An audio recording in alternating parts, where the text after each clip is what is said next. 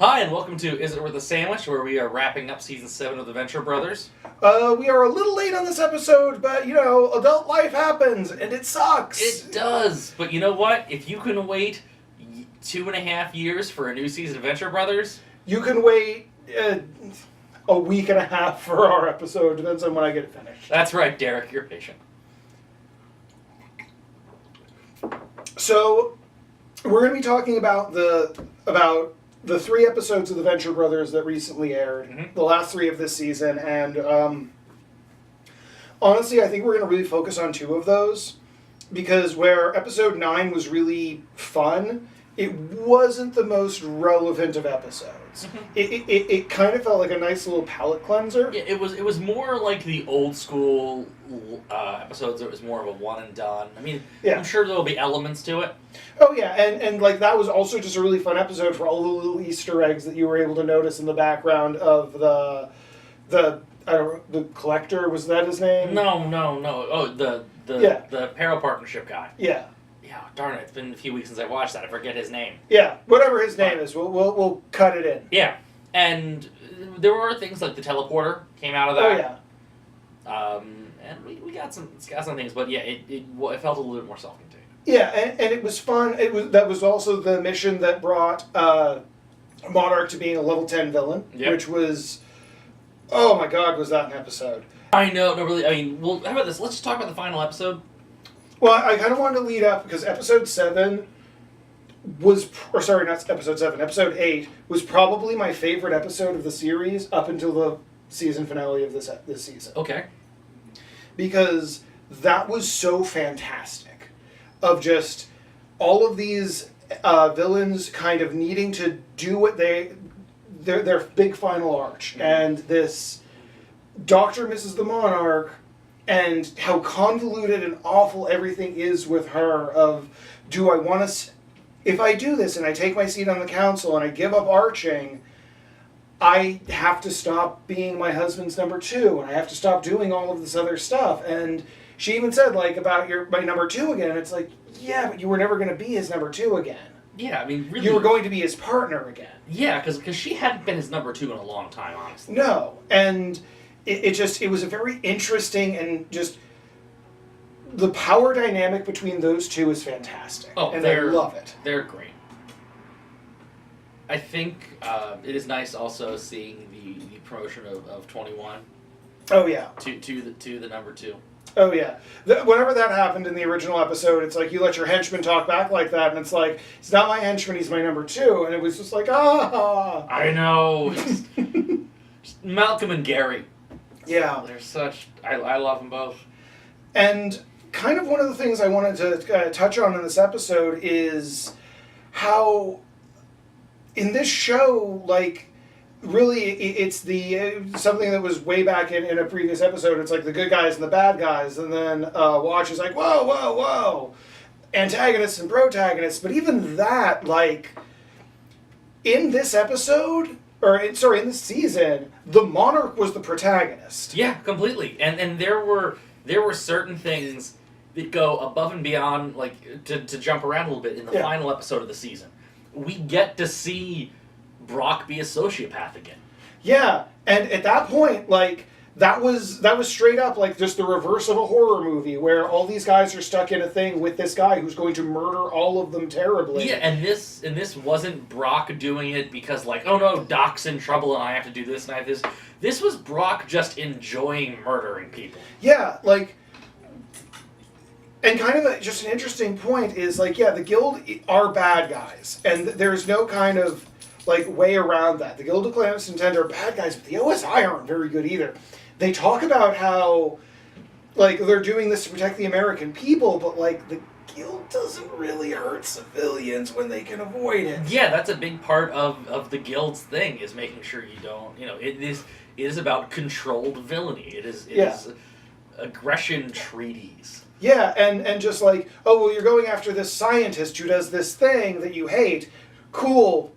We're going to set up rules so that, like, even in that weird little promotional video, you're not going to break into his house on Thanksgiving. Yeah. And just screw up his family thing. There's, like, things that are going to stop you from doing that. Yeah, if you just wanna go about and be a sociopath, then you would have to join the Peril Partnership or just be an unlicensed thing, and then they're just gonna send Brock fucking Samson to kill you. Yeah. I mean, that was the whole point of Sphinx and that whole arc. But what were we talking about immediately before that? Because I had a really salient point. Brock being a sociopath. Antagonists and protagonists and how it's an outdated Yeah, concept. we'll get back to it, I'm Fair sure. enough. So continuing with those kind of things, I loved some of the growth from every character in this season. I think watching even Doc Venture grew to a certain extent, but at least being more self-aware of like how shitty a person he is. Yeah, and it felt like he was trying to be less shitty, just in the smallest way. Yeah. This wasn't, I'm going to be a better person. This is, I'm going to be less of a terrible person sometimes. I'm going to turn this down to a 7 instead of an 8. Yeah. And like, even like when he is convinced to go stop the weather machine that's causing everything there, Billy still had, like, he's still being a dick to Billy and he needs to be talked into this, but like, he does bring Billy along. Yeah, it seems more in the sense of like, when you're a jerk to your friends. It's not malicious with Billy. Yeah. Where in the past, Doc was just malicious with Billy. Yeah. And what was it? In one of the episodes forever ago, like back in time, he turns away Billy and Pete from getting a job when they really need it. Yeah. Whenever his company was still like functional. Yeah. And there are so many just great things. Watching the relationship really between Monarch and Rusty grow. That was actually something I remember my point I wanted to get to.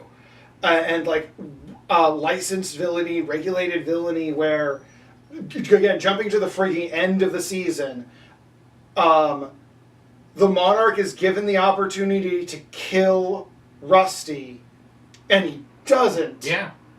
Because that's not how this thing works, and that was the final test for him to become a level 10. Yeah. And to like be willing to walk away from the guild and their weird rules. Yeah, because arching isn't about I take an easy kill on you. Yeah, because he could have done that forever ago. Yeah, you can put a hit out on somebody. You can buy a rifle.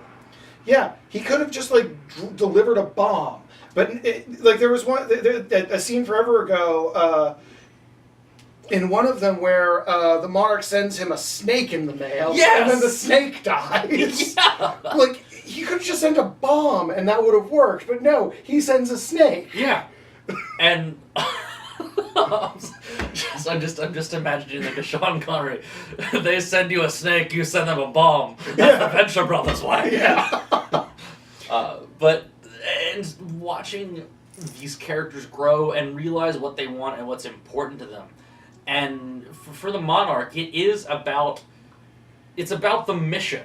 Yeah, he just wants to, like, beat up Rusty Venture. He just wants to be a dick to him. And it kills me that we're probably never going to get to know what that conversation was when he goes into the room with Rusty Venture all on his own with a sword. Oh, yeah. It kills me that we're never going to get to know that. So I'm really happy we don't know that. Yeah.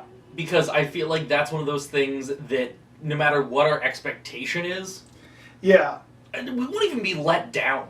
No. But it's more fun to fantasize. This is Bill Murray at the end of Lost in Translation, but I'm actually emotionally invested in the characters. Never saw that. Exactly. Yeah, fair enough. It's a good film, but anyway. But just so final arches for the arch-villains, and that was so fantastic because it sums up all of those characters and gives them so much wonderful growth. And just like little bits of the backstory that go in there, like Radical Left, you didn't know much about him. You still don't really. You still don't, but that he fused with Right Wing, and they're both in there, but Radical Left is the dominant one. Yeah. Another thing. And then he has to beat himself in Clue. Yeah. Another thing I absolutely love when we look at character growth is the growth of Hank and Dean. Oh my as individuals, because really a lot of the core humor of the show, when it started out, was about the innocence of Hank and Dean and not understand the world around them, but they stopped dying and they started growing, and that scene with Hank passed out and Dean is reading this list off of every bad thing he thinks he may have done, and he admits, like, yeah, I kind of don't like you sometimes. Yeah, and like that was one of the most that was heart-wrenching, and it was beautiful, and it was kind of just like, it was that missing bit of spice that this season was missing. Yeah, and it was wonderful it was withheld until the end there, because like we got a little bit of Hank and Dean, but like they weren't together, so their story wasn't as important. Also, what I really, really enjoy about this aspect of it is the fact of showing the maturity of Hank and Dean, because in a show like this, one of them, you know, they're fighting over, they're not even fighting over a woman, but there's a woman involved, there's disagreements, and Dean has the time to make a 500 itemized list of all these problems they have, and that doesn't turn into arching. Yeah. I slept with Serena. I don't even know why I did it. I mean, it's not like we're in love or anything. I was stupid, and I miss you, and I miss when it was just us all alone at the compound with no schools or Serenas or Jareds or confusions. Like, that's the thing, they're so fucking mature. And just how, like, Hank is mad, but he seems more mad at the situation. Time to be a man! If I don't come back, I'm either awake or extra coma dead. Also, I'm pretty sure my brother slept with my girlfriend. Yep. And god damn it, that ending was phenomenal, because like if you remember first or whatever episode it was of our series where I was like, who do you think's gonna die? And then they tease that Hank dies, which you don't actually believe. Yeah. For a moment there that like he slipped away, because no, you would show that. Yeah. But that he then leaves and accomplishes his one life goal of becoming a drifter. Yes! Let me cut in that scene now. Number 1, drifter. Right, okay, that's not really a career, Hank. Yeah, and also, thank you for letting us know that the Action Man is still alive. Oh, but yeah. in a coma. And like some combination of whatever the other movie was in Empire Strikes Back. Barbarella. Oh! Why didn't I put that together? I've seen Barbarella. I mean, he even says it's Barbarella. Yeah, I didn't put it together while I was watching. Yeah, because there are enough parallels and similarities at certain points. And just like, oh, those creepy dolls. And then how Action Man's like, man, I want to see this movie. Yeah. Talking about. It's like, yes, you do. You do want to see Empire Strikes Back. It's awesome. And I really love the idea of I really hope in the next season we find out Hank rents or streams Barbarella. Yeah. Because the idea of Hank finding essentially campy Star Wars that's all about sex. Yeah, that would be something he would love. And it would be a life-changing experience for him. Hello, cat in the shot. Cat in the shot. Take a drink. Cat in the shot.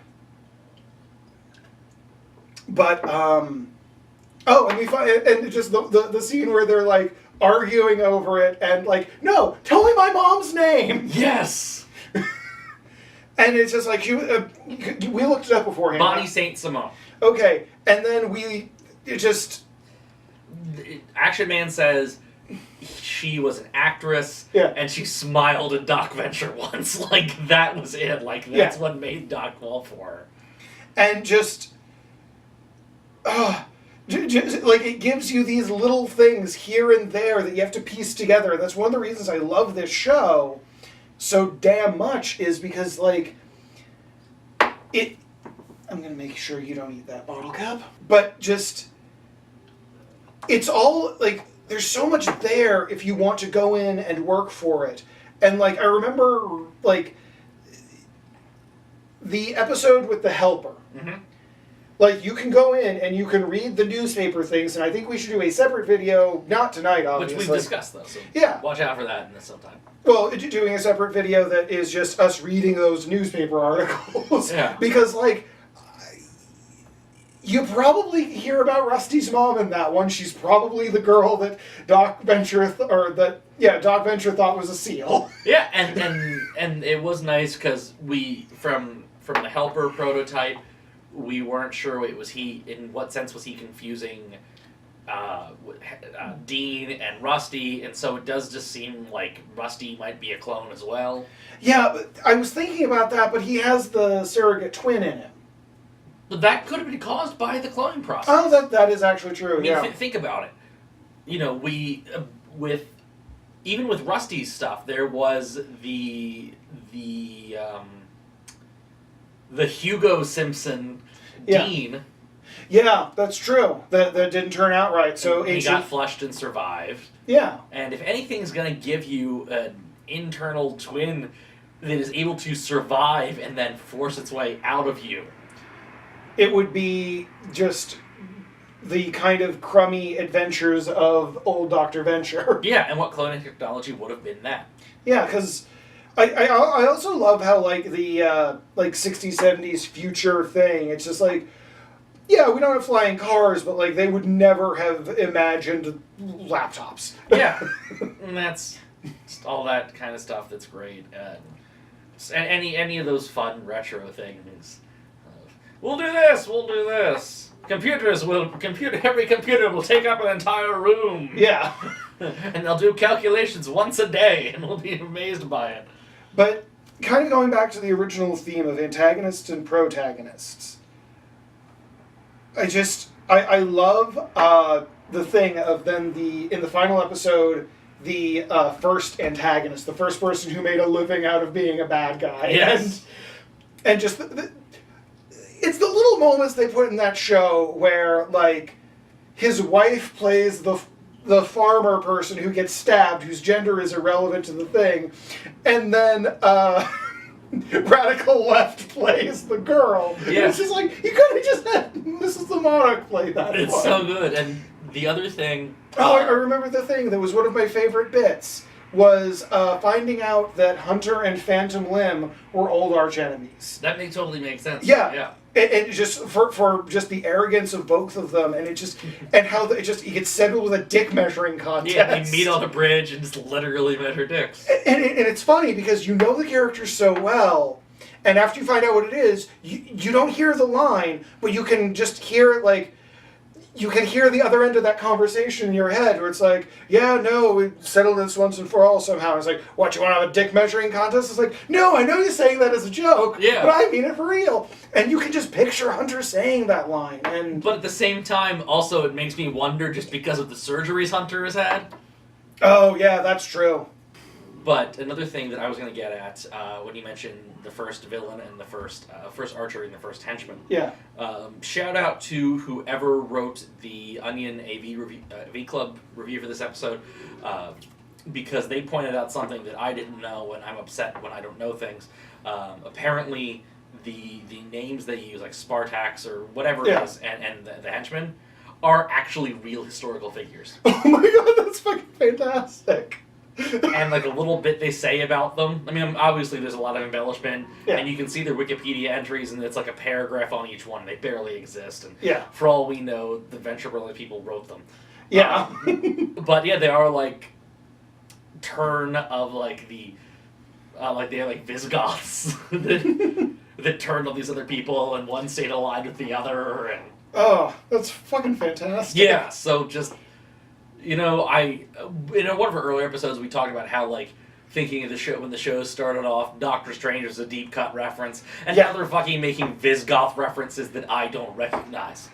Well, it's just as I keep kind of saying, this show is perfectly fine if you don't get all the references. Oh, completely, yeah. Or if, like, you're able to catch an episode every couple of times, but, like, it rewards you so much if you're willing to, like, get yourself invested in the world and figure things out. Like, in that, it reminds me of Adventure Time a lot in that way, where that show is fantastic, and if you let yourself kind of get wrapped up in the world and the lore and the fiction, just there's so much there to explore and imagine and figure out, and it's fantastic. Gravity Falls is the same way. Another show that Joe loves Adventure Time. I love Gravity Falls. Yeah. They both. I mean, Gravity Falls ended, right? Yeah. Okay. Gravity Falls is a perfect 2 seasons. Okay. Adventure Time also ended, so. Yeah. Yeah. Ugh. Haven't seen it yet. Really want to. Got the ending spoiled because of fucking YouTube. Damn it, YouTube! Oh, right! Spoilers! Oh, we've ruined everything. We have, but guess what? It's your own fault. Fuck you, YouTube, for ruining Joe's thing. Yeah, we're on YouTube right now, but fuck you, YouTube. Well, that's the best way to actually get views is to criticize YouTube in your video. Well, in that case, YouTube, here are my problems with you. Well, we might cut this. I don't know. No, none of this is gonna. This part's. This might be after the credits. This is self-indulgent for us. But anyway, so I kind of want to go back to season or the 8th episode just because, like, god damn it, that was so fantastic. Like, getting to see just Rusty being like, I just want to be with a woman who will, like, touch me, and it just, like, that sort of thing, and it's just like, Brock, this is a woman that seduces rich men for a living. Ugh. Think about how amazing that woman is in bed. how weird and oblivious he is to the danger, and, like, how he's willing to put his life on the risk to be with a woman. But also to find out that she used to be a hero. Yeah, and that, like, all that was a lie, and that was her, Dr. Mrs. the Monarch's old arch enemy, and oh, that was so good. And while this didn't do as much for you, the villain whose name I forget from the Peril Partnership, I loved him so much. Oh, Blind Rage. Blind Rage, yes, Blind Rage. Oh, he was such a dick. Blind Rage was amazing, and I'm thankful that Joe and I are both old enough to remember lawn darts. Yes. Never got to play with them. My parents thought they were way too dangerous. I played with lawn darts. We didn't own them ourselves, but I had friends and family who had them, and I never played Dive Bomb, which is why I'm still alive, because my head has a gravitational orbit. Well, that was so fantastic that, like, we'll talk about that episode for a bit, because, like, that was just so fantastic that you watch, like, everything that they have succeeded at, and it has been bumbling luck that they have succeeded every time. The Monarch and Gary, I should specify. Yeah. Well, really everyone in the show, other than Brock, gets by on bumbling luck. And just how fantastic, like, that eventual thing was that he lost at Dive Bomb, and this guy who was catching it above his head, because of Grover Cleveland's time chest opened. Yeah, and just like that was from the freaking first season. And how, like, was it? It's like, who's on my butter glider? Yeah, and he loved that thing. Yeah, and Doc and Billy come out, and he's listening to Anything else? Crap, a caveman! And Malcolm? What are you doing in 70 million years ago? I really hope, part of me, again, hopes we get a payoff for that, part of me hopes we don't. Yeah. Well, because it's just that sort of thing where, I remember one of the original things for the show was, like, imagine the Johnny Quest, like, adventures on the episodes where or on the days where they're not going on an adventure. Yeah, because the thing that I really do want to talk about from that little moment when he calls him Malcolm. Yeah. Because we now know, at least they did establish, the two of them know about their blood relation. Yeah. But to me, if Rusty's calling him Malcolm, that implies a certain level of familiarity that is not antagonistic. Yeah. And so I really would almost love to see a future where they're almost friends. Yeah. And because, like, it can happen. Like, there was the Stars and Garters and Think Tank are friends. Mm-hmm. Yeah, they probably have to fight each other every once in a while, but they are friends. Hold on, my camera was doing... Oh, that was just splitting. Yeah. So it's okay. And Sergeant Hatred has just... has gone back and forth multiple times. Like, whenever Brock and Hunter get fired, mm-hmm. he is the one that fires Brock and Hunter. Yeah. And, like, again, it's one of those things, if you're not paying attention, it's whatever, but if you are, oh my god, it rewards you so much. Yeah. And, oh god, just the show is fantastic, and I love it, and I love how it rewards you. It does. Just like you were rewarded by watching us.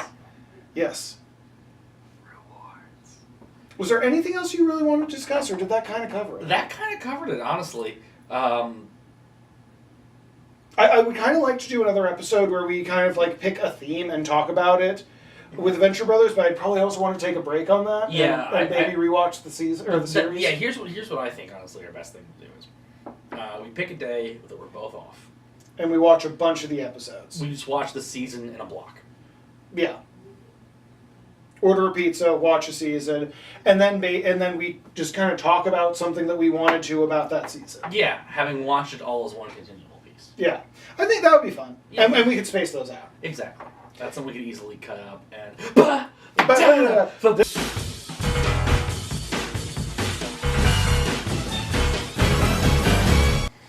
After the post-credits thing, right? Yeah. So this is the first episode in a long time that didn't feel like it could be the series finale. That's true. Because it did say the Venture Brothers will return, and that makes me nervous as hell. I know, especially just because the way they did the Venture Brothers will return is just straight out of the Marvel movies. Yeah. Oh my god. Thanos is gonna kill Rusty. Oh no.